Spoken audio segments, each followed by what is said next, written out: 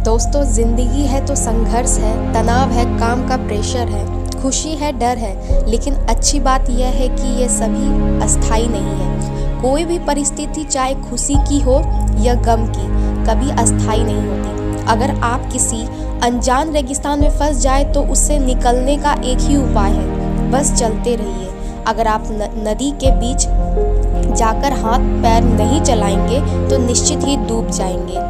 जीवन में कभी ऐसा क्षण भी आता है जब लगता है कि बस अब कुछ भी बाकी नहीं है। ऐसी परिस्थिति में अपने आत्मविश्वास और साहस के साथ सिर्फ डटे रहिए, क्योंकि हर चीज़ का हल होता है, आज नहीं तो कल होता है।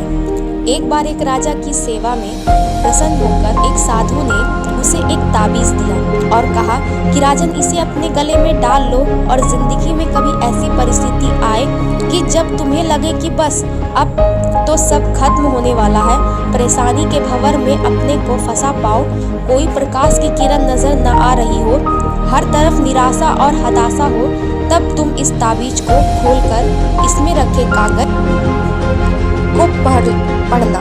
उसे पहले नहीं। राजा ने वह ताबीज अपने गले में पहन लिया। एक बार राजा अपने सैनिकों के साथ शिकार करने घने जंगल में गया।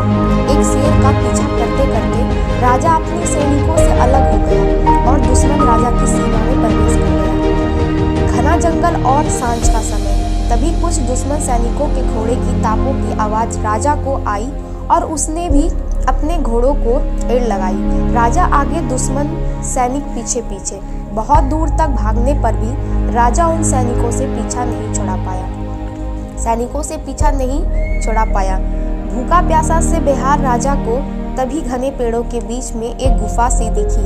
उसने तुरंत स्वयं और घोड़े को उस गुफा की आड़ में छुपा लिया और सांस रोक कर बैठ गया। दुश्मन के घोड़ों के पैर की आवाज धीरे धीरे पास आने लगी। दुश्मनों से घिरे हुए अकेले राजा को अपना अंत नजर आने लगा। उसे लगा कि बस कुछ ही क्षणों से दुश्मनों से पकड़कर मौत के घाट उतार देंगे। वह जिंदगी से निराश हो ही गया था कि उसका हाथ अपने ताबीज पर गया और उसे साधु की बात याद आ गई। उसने तुरंत ताबीज को खोलकर कागज को बाहर निकाला और पढ़ा। उस पर्ची पे लिखा था, यह भी कट जाएगा। राजा को अचानक ही जैसे घोर अंधकार में ज्योति सी किरण दिखी। डूबते को जैसे कोई सहारा मिला। उसे अचानक अपनी आत्मा में एक अकथनीय शांति का अनुभव हुआ। उसे लगा कि सचमुच ये भयभा समय भी कट जाएगा। फिर भी क्योंकि चिंता क्यों होगी? अपने प्रभु और अपने पर विश्वास रख उसने स्वयं से कहा कि हाँ, यह भी कट जाएगा। और हुआ भी यही। दुश्मन के घोड़ों के पैरों की आवाज पास आते आते दूर जाने लगी। कुछ समय बाद वहाँ शांति सा छा गया। राजा रात में गुफा से निकला और किसी तरह अपने राज्य में वापस आ गया। दोस्तों, ये सिर्फ किसी राजा की कहानी नहीं है, यह हम सब की कहानी है। हम सभी परिस्थितियों, काम, तनाव के दबाव में इतने जकड़ जाते हैं कि हमें कुछ सूझता नहीं है। हमारा डर हम पर हावी होने लगता है। कोई रास्ता, समाधान दूर दूर तक नजर नहीं आता कि बस अब सब खत्म है ना।